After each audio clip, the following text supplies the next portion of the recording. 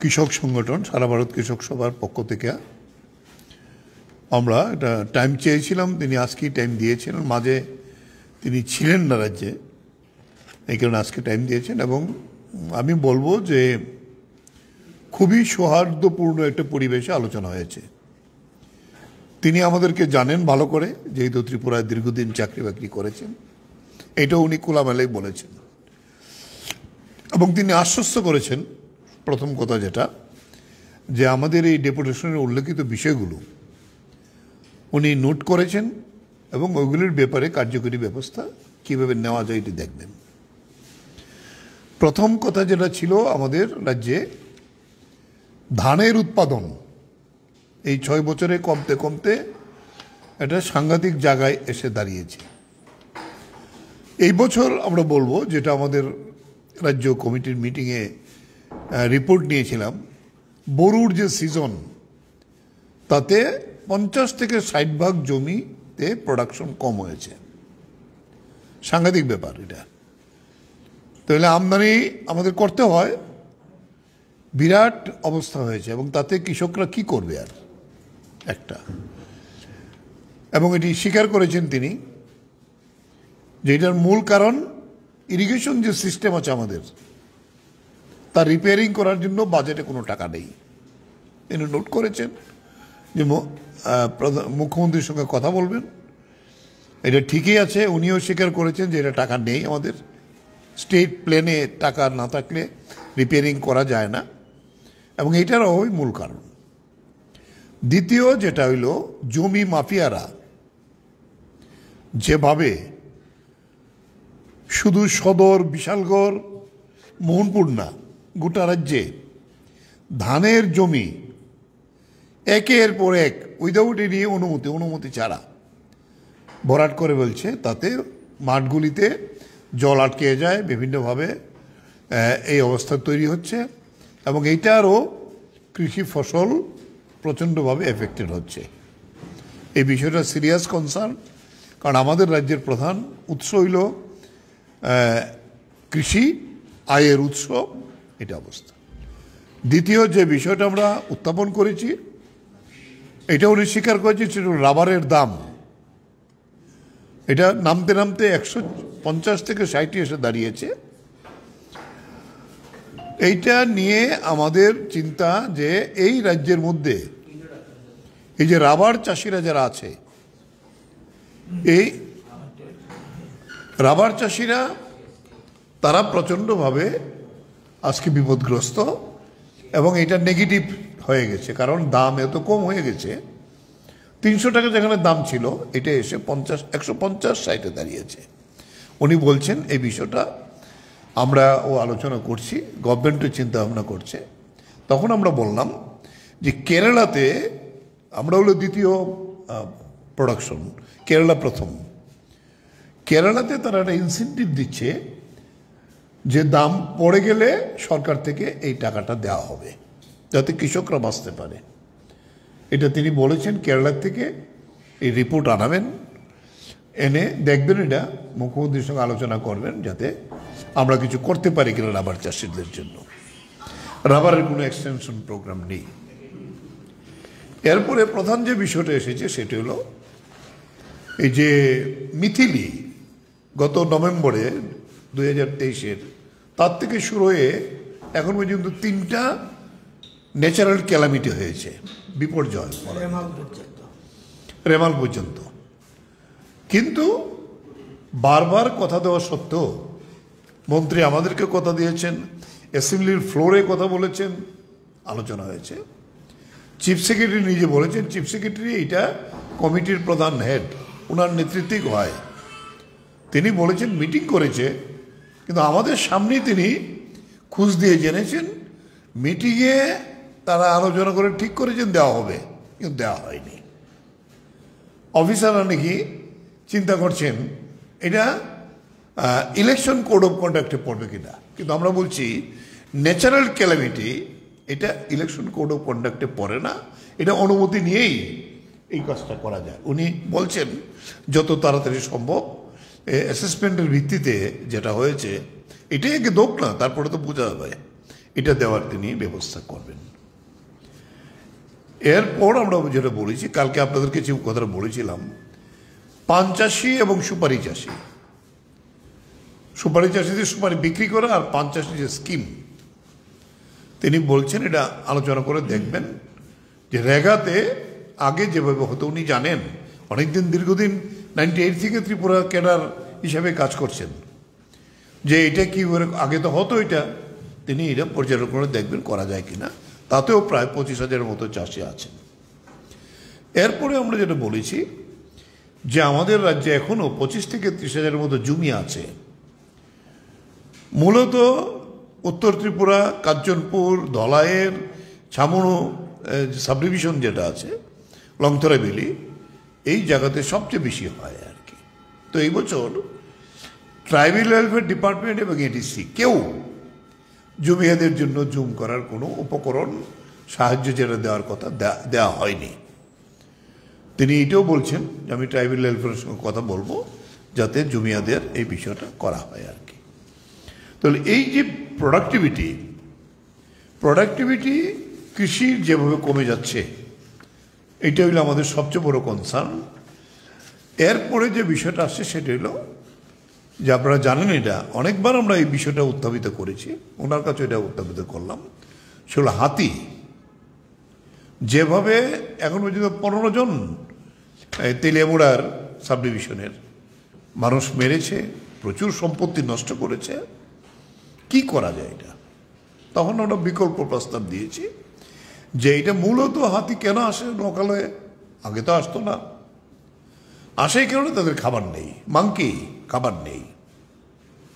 তো এইগুলো প্রোটেকশন করার জন্য শুধু বেড়া দিলে হবে না, কোনো এরিয়া ডিমার্কেটেড করে সেখানে হাতির যে খাবার প্ল্যান্টেশন, এটা ফরেস্টকে করতে হবে, এটা রক্ষা করতে হবে যাতে হাতিকে খাবার দেওয়া যায়, আর ইমিডিয়েটলি যাতে এটা করা যায়।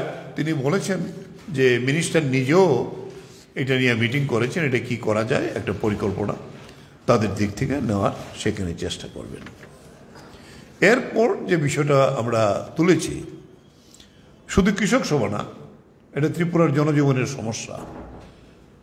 গতকালকেও প্রায় 4টা জায়গাতে, গত পরশুদিন 4টে জায়গাতে রাস্তা ব্লক হয়েছে। কৃষির জন্য জল নাই, বিদ্যুৎ নাই, রাস্তা চলাচল উপযুক্ত, কোনো জায়গায় স্কুল চলে না। মানুষের যে বহিঃপ্রকাশ তার ক্ষোভের, কি করবে কেউ কথা বলার নেই, সরকার নেই, সরকারের অস্তিত্ব খুঁজে পাওয়া যায় না, তাই মানুষ রাস্তায় বসছে। এটা সহজ পথ, তো রাস্তায় যে বসছে এটা রুগী যেতে পারে না, এটা জরুরি কাজে যেতে পারে না, এটা তো আরেকটা জনদুর্ভোগ হচ্ছে। কিন্তু মানুষ তো তার ক্ষোভ প্রকাশ করছে সরকারের বিরুদ্ধে। এই বিষয়টাও তিনি এটা তুলেছেন, তুলে এই বিষয়টা আমরা তুলব। এরপরে যে বিষয়টা আমাদের বিরোধী দল নেতার নেতৃত্বে এটি প্রতিনিধি দল সেখানে লংথরা ভ্যালির এই যে দুর্গম এলাকা, এই এলাকা সফর করেছে, সফর করে সেখানে ম্যালেরিয়ার আক্রমণ এবং সেখানে খাদ্যর অভাব প্রচণ্ড, এই বিষয়টা নিয়ে তিনিও চিঠি দিয়েছেন। আমরাও এই বিষয়টা এখানে উত্থাপন করেছি। তিনি বলেছেন উনি সঙ্গে সঙ্গে ডিএম ধলাইকে বলেছেন, এবং এখন ওইখানে ক্যাম্প হচ্ছে, মেডিকেল ক্যাম্প হচ্ছে ভালো, এবং যেখানে অভাবী মানুষ আছে তাদের কিভাবে কাজ দেওয়া যায় এই বিষয়টা দেখবেন। আরেকটা সবচেয়ে বড় প্রশ্ন যেটা আমরা উপস্থাপিত করেছি সেটি হলো রেগার কাজ, যেখানে 70-80 মেন্ডিজ হতো, এইবার এটা নামতে নামতে এসে 30 মেন্ডিজে দাঁড়িয়েছে। অথচ তাদের প্রতিশ্রুতি ছিল 200 মেন্ডিজ দেওয়া হবে, মজুরি বাড়ানো হবে। তিনি স্বীকার করতে বাধ্য হয়েছেন দিল্লি থেকে এখন আর টাকা আসছে না।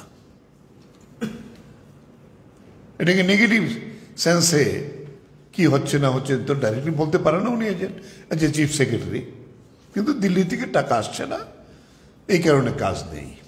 তাহলে এই হলো চেহারা। যদিও এই সরকারের আয়ু আর বেশি দিন নেই, ফলে এই জায়গায় দাঁড়িয়ে আমরা বলবো যে রেগার কাজ না থাকার ফলে আজকে গ্রামাঞ্চলে শিশু বিক্রি হচ্ছে, আজকে গ্রামাঞ্চলে খাদ্যের অভাবে রাজ্যের মানুষ রাজ্য ছেড়ে যুবকরা বাইরের রাজ্যগুলিতে যাচ্ছে, বিদেশ পর্যন্ত এরকম যাচ্ছে। এটা সাংঘাতিক আর্থিক সংকট ত্রিপুরায় হচ্ছে এবং একদিকে কৃষি আক্রান্ত, এই হলো মূল যে বিষয়।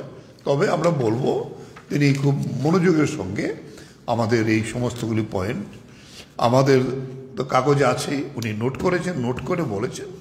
সঙ্গে সঙ্গে তিনি এগ্রিকালচার সেক্রেটারি এগ্রিকালচারকে বলেছেন যে ইমিডিয়েটলি যাতে এই যে সাহায্য এগুলি দেওয়া হয়। এগ্রিকালচারের কোনো ইম্পোর্টস নাই, তিনি বলছেন তো আমরা জানা ছিল না, কেন সার থাকবে না। দেখা গেল এই জিনিসগুলো এটা থাকে না এই অবস্থাতে। তাই আমরা বলবো আলোচনাটা সদর্থক হয়েছে। এখন চিফ সেক্রেটারি বলেছে আমার যে প্রশাসনিক প্রধান হিসেবে আপনাদের সমস্তগুলি পয়েন্ট নিয়ে বিভিন্ন দপ্তরকে আমি জানাবো, কতগুলি ব্যাপার গভর্নমেন্টের ডিসিশন নেওয়ার প্রশ্ন মুখ্যমন্ত্রীর সঙ্গে কথা বলবে, বলে ক্যাবিনেটে গিয়ে হলো এগুলোকে যাতে করা যায়। তা না হলে ত্রিপুরার অর্থনীতি, ত্রিপুরার মানুষের জীবন ধারণ এই কৃষির উপর যেহেতু নির্ভরশীল, এটা খুবই বিপদগ্রস্ত হয়ে পড়েছে। এটা অস্বীকার করার জন্যই, তাহলে এটা করার জন্য তিনি চেষ্টা করবেন। এইগুলো ইন এ নাটসেল আমি যে কথাটা বলেছি। এরপরে আমাদের প্রতিনিধিরা আমরা 5 জনই ছিলাম, এখন আমি রতনবাবুকে বলবো যে বাকিটা একটু বলার জন্য। প্রায় সবটাই বলা হয়েছে, আমি শুধু দুটো বিষয় এখানে উল্লেখ করতে চাই আর কি। মাননীয় মুখ্য সচিবকে আমরা বলেছি সারা রাজ্যে বিদ্যুতের যে বেহাল চিত্র, গণবিক্ষোভ আছড়ে পড়েছে, হাসপাতালে 1.5-2 ঘন্টা বিদ্যুৎ থাকে না, মানুষের দুর্ভোগ চরমে।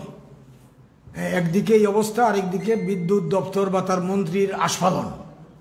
একটা অসহ্য অবস্থার মধ্যে এই রাজ্যের মানুষ গিয়ে দাঁড়িয়েছেন। বিদ্যুৎ সংকট, পাশাপাশি রাস্তা, ড্রেন।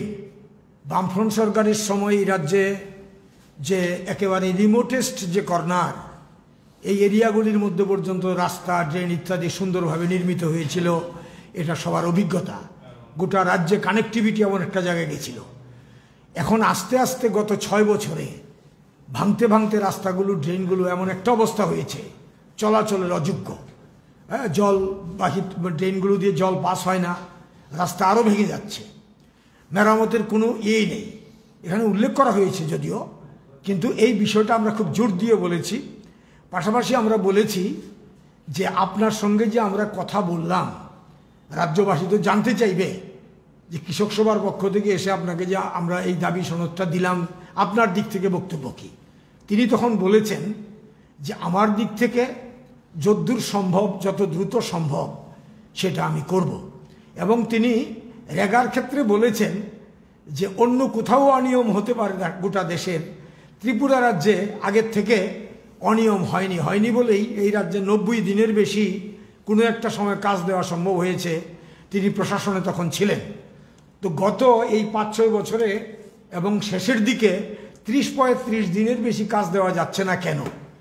এটা বলা হয়েছে এখানে যে শর্টেজ অফ ফান্ড উল্লেখ করা হয়েছে, পবিত্র কর্মহোদয় বললেন। এখন এই ক্ষেত্রে তিনি বলেছেন যে এটা আমরা মার্ক করলাম যে ত্রিপুরার ক্ষেত্রে যেহেতু আগে আমরা দেখে এসছি এখানে কোনো অনিয়ম ছিল না, এই রাজ্যে যাতে কাজের টাকা দেয় কেন্দ্র, সেটা আমরা বলবো। সঙ্গে সঙ্গে আমরা টুয়েপের বিষয়টাও বলেছি, এই যে শহর এলাকার মধ্যে যারা শ্রমজীবী মানুষ তাদেরকে কাজ দেওয়ার জন্য ত্রিপুরা আরবান এমপ্লয়মেন্ট প্রোগ্রাম, এই ক্ষেত্রেও যাতে বাজেটে বা প্রশাসন যাতে টাকার ব্যবস্থা করে, বরাদ্দ করে, এই বিষয়টা আমরা জোর দিয়ে বলেছি।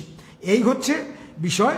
আর সর্বশেষে যেটা এটা বলছি যে এই যে পান সুপারির ব্যাপারটা আমাদের রাজ্যে, এই পান সুপারি উৎপাদন হচ্ছে, বিক্রি নেই।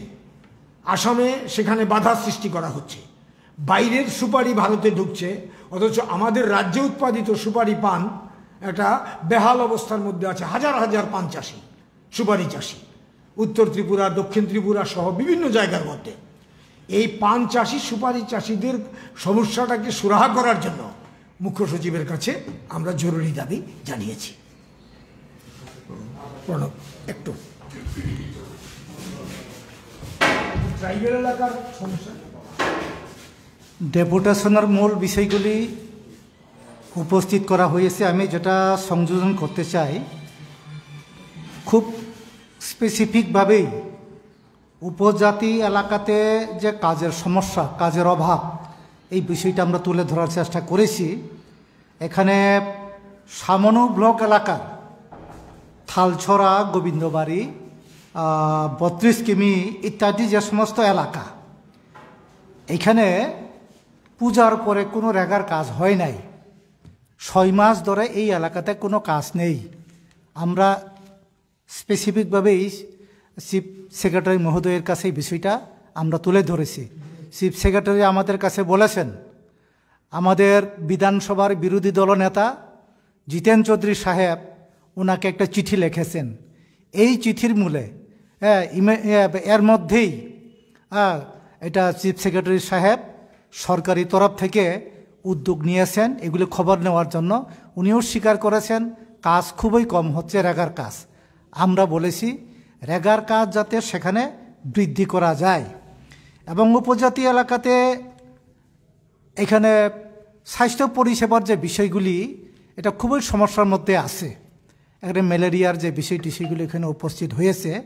এখানে আমরা স্পেসিফিকভাবে এখানে বলেছি খেদাছড়া পিএইচসিতে মাত্র 1 জন মেডিকেল অফিসার, একটা পিএইচসিতে মিনিমাম 3 জন মেডিকেল অফিসার থাকতে হয় এবং সাফিসিয়েন্ট নার্স এবং অন্যান্য স্টাফ থাকতে হয়। আসলে ডাক্তার নেই, পরিষেবা নেই।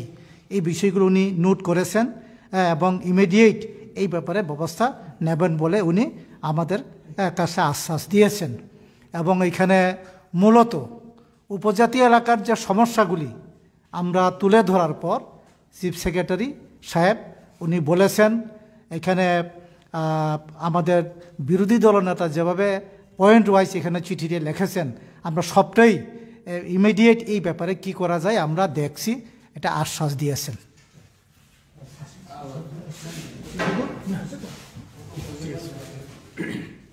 আসলে কিছু প্রশ্ন